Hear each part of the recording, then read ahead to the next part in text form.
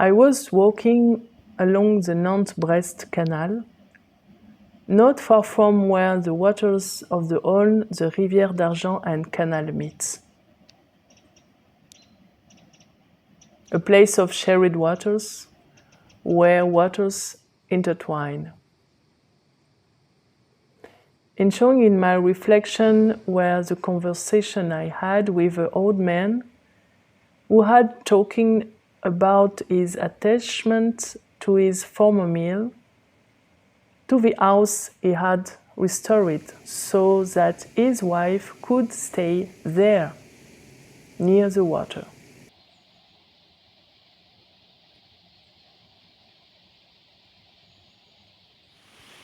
I could hear the voice of the boatman who was fighting to allow barges and other boats to travel up the canal from the Brest harbor, terribly recreating the severed link between Armor and Argoat. And then these questions came to me. In their realization, how do these narratives manage to design different types of realities, to give meaning but also to account for our representations, our practices, values, and also our waves of life?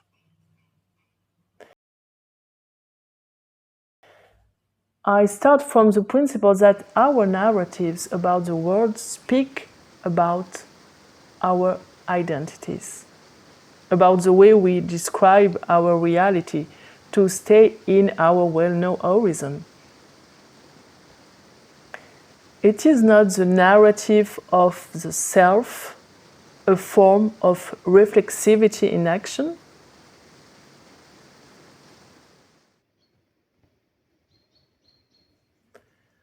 My feet moved forward along the bank of the canal, and I wondered. The unique configuration of the intimate experience of the narrative could be linked to the general understanding of a group, a collective, a society. The narrative can create a critical reflexivity between the I and the we. Moving from the individual to the collective, as can a shared experience, such as walking together along the banks of this canal. Because let's think about it.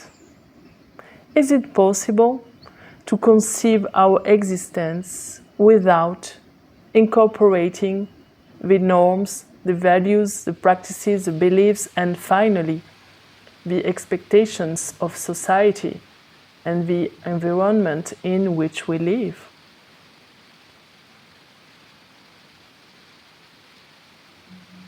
I look at the water around me.